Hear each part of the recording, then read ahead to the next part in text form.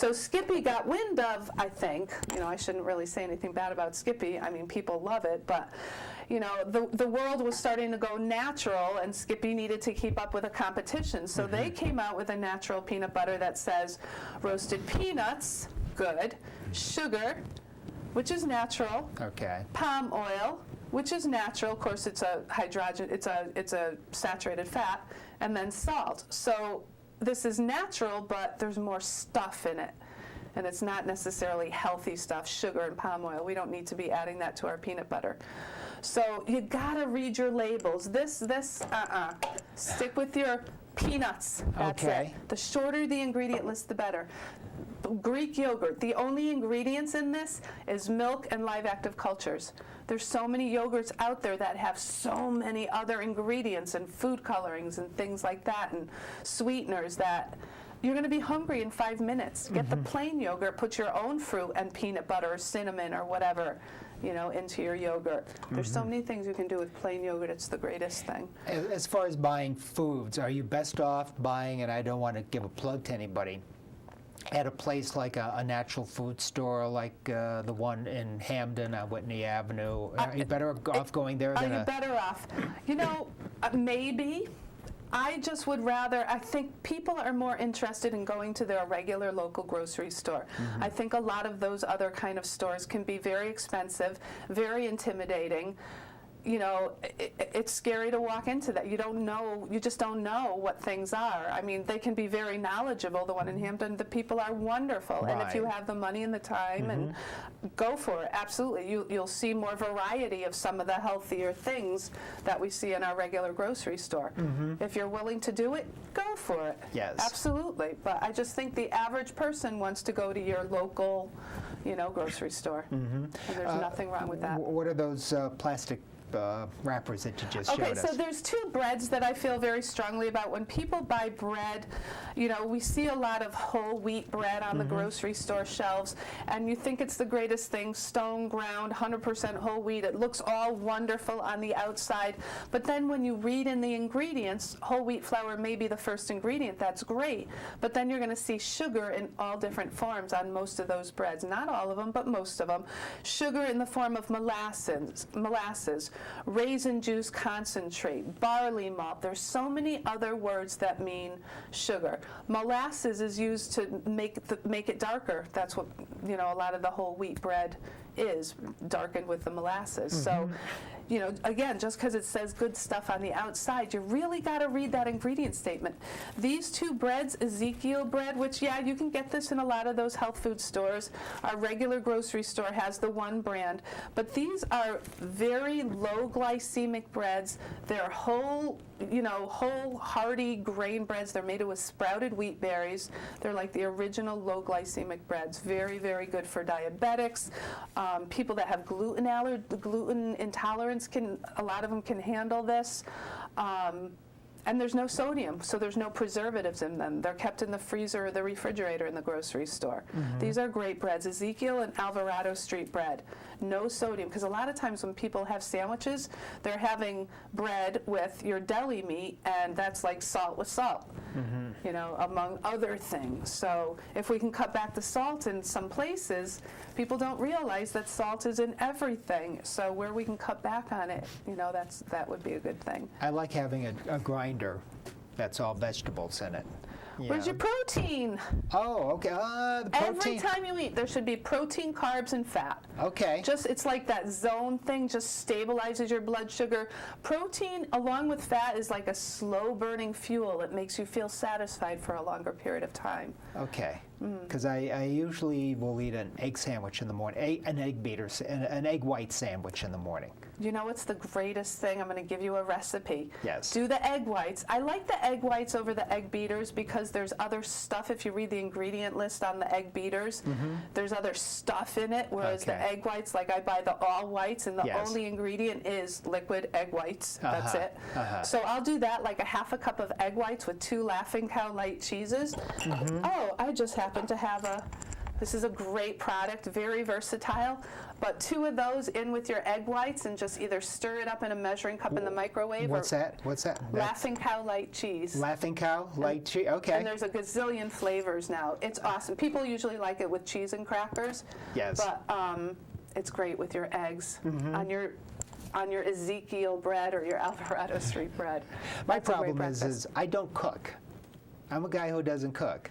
But we could keep it simple. You got a microwave oven? Yes, I do. Well, there's a lot of things. Quaker old-fashioned oatmeal in the, 3 minutes in the microwave. A lot of simple things. You don't have to be able to cook. Yes. You just got to know things. Like when I work with people, I'm pretty available for them 24/7. Like, what do I do if? And I'm going to the grocery store. I need, I'll help you, through and through.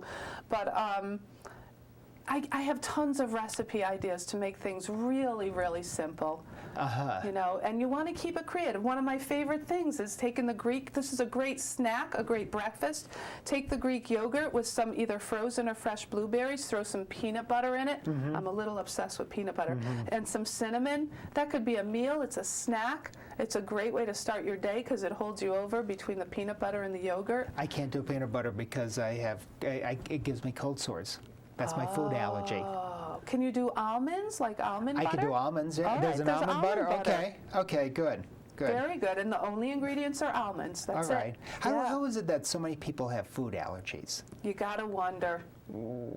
Is it because of processed food? I don't know. Well, There's so many peanut allergies now. There's so much ADD now. You got to wonder. I'm not sure.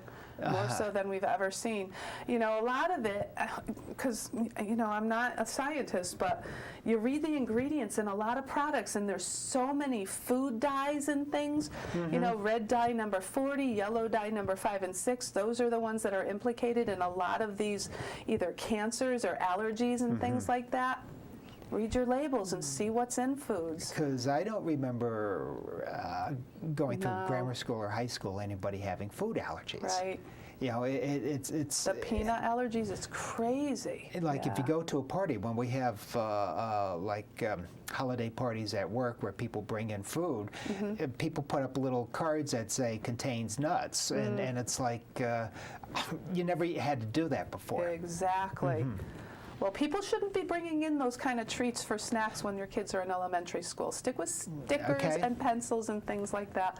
Let's get away from rewarding kids with food. Right there. Yes. Kids are so turned on to Pepsi food, Pepsi labels from when they're infants. They have these cute little baby bottles that have Pepsi. So already they're getting, the visual of it early in life. Oh, don't get me started. Sugar packets. Look at the sugar in that can of Pepsi. Okay, is this how much sugar is in a can of Pepsi? Exactly. Okay. Wow. Is this is Pepsi? Okay, I usually drink diet soda. All right. So the thing about diet soda, though. Most dark diet sodas have something in them called phosphoric acid. Phosphoric acid is like battery acid. It's what they use to get blood off roads. It gets rust off nails. And that's what's in a lot of our dark diet sodas. So it's a very cleansing thing, I guess. But, besides the fact that diet sodas have aspartame in that, and that's been implicated in, brain tumors and cancers and things like that. So, drink water, infuse it with peaches or strawberries or cucumbers or lime, every day. Put a pitcher in the refrigerator and put something different in it. How about flavored water, like raspberry flavored water and that? If that's what it is, but if it's got sweeteners in it, I'm so not big on the sweetener thing because sweet still makes you crave other sweets. Oh, okay. Oh, really? Absolutely. So it's really again, your brain is getting there's some sweet coming into my system, but where's the food? Give me more food. Yeah. Stay away from that stuff. My guest is Joanne Hoffman. Joanne is a personal nutritionist consultant here in North Haven. Eats4Life. Now you brought in this. What the heck is this? This is 5 pounds of fat. So it's a good visual. Say this again. 5 pounds. Here, I'm going to toss it to you. Here, I'll give it to you. There we are. There you are.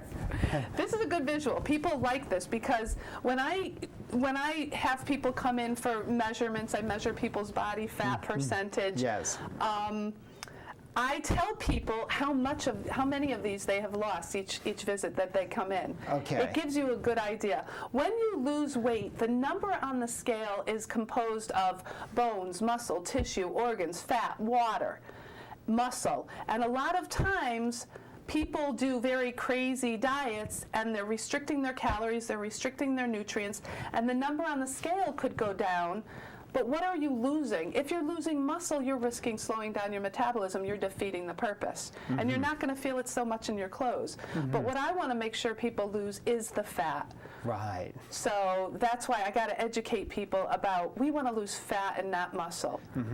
So that's important. That's a great visual. How is it that, I shouldn't pick on her, Oprah Winfrey, you know, she gains weight, she loses weight, you know, when it's ratings time, she does a special show on how she lost weight or gained weight. How is it that somebody like an Oprah Winfrey has ballooned up and down, and instead of being... We have people that will do all your cooking and everything. It makes it a heck of a lot easier.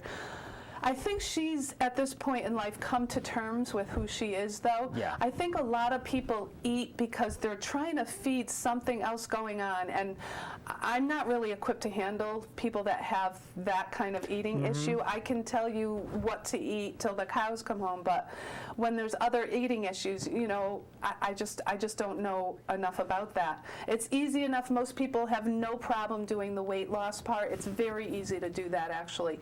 But keeping it off, that's the hardest thing. You go back to your old way of life, and that's why I want to do it slow and steady. I don't want people to feel that deprivation. The way I do my program, I sort of cycle your foods so that every Wednesday and Saturday you have a break from it. You give a lot of times, if you give your body a break, that gives you the mind strength to move forward. I can get through 2 or 3 days, and then I get to have my pizza or my pancakes or whatever. Okay. Sometimes if you've been really bad and then you're suddenly good, that's enough to give you that, you know, that push to, you know, you're going to lose. Just like going to the gym, you want to mix it up all the time. You don't want to do the same things. Your body gets stuck. Your body gets stuck with the same foods all the time. You got to give your body and your mind a break every few days. So I feel strongly about cycling your foods too. My guest is Joanne Hoffman. Joanne is a personal nutritionist consultant here in North Haven. Eats4Life is Joanne's business. In the 2 minutes that we have left, what do you want to emphasize that people should really do to have better diets for the rest of their lives? Read your food labels. Don't deprive yourself. Measure your food. Get a good idea of portion size. Be realistic about things, you know, learn. This is the world we live in. Learn how to go out to eat. Learn how to order things. You know, most restaurants are going to be accommodating to you. How about for somebody who likes to eat out a lot? I think people eat out more often than they used to, even with the bad economy. Restaurants are busy. Still doing a good business. The way I see it is you're paying good money to go into a restaurant. Yes. You should get exactly what you want. Ideally, a waitress should know every food that's in that dish, every you know, ingredient in that dish. You should be comfortable enough, and this is a big piece of what I do, is educate people on how to order in a restaurant. Like I have all these menus in my office, you know, and I would encourage somebody, tell me what you would want to order, and I would sort of, you know, encourage them, well, ask how it's prepared. How big is that piece of meat? What does it come with? Can I get this instead of this? You know, is there flour in it? Is it made with a lot of oil? Salt, minimize the salt. We got 15 seconds left. So it's just a matter of being educated and knowing what's on it. In fact, a lot of chain restaurants now will put calorie counting on their websites. But you say calorie counting, I have to emphasize, restaurants can be big on calorie counting, but they could be so loaded on sodium. Be aware of that too. Okay. Joanne Hoffman, a personal nutritionist consultant here in North Haven, Eats4Life. This has been interesting. Thank you, Joanne. Thank you so much for having me. It's been an education. Thank you. And we have to do this again sometime. I would look forward to it. Okay, and thanks for watching NHTV.